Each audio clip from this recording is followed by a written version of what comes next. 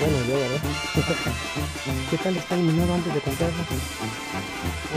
Buenísimo. Buenísimo, o Sí, sea que está recomendado. está recomendado al 100%. O sea, a ver, ¿verdad?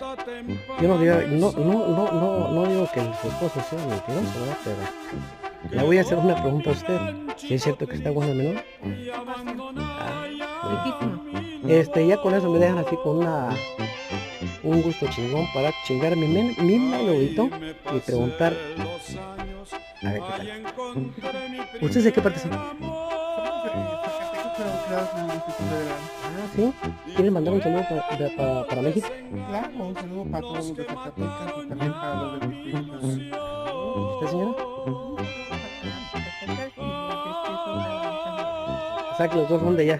Sí, Ah, bueno. ¿Jovelazos quieren salir en un video? no, yo también. Ah, sí. Pero de pronto igual me pueden.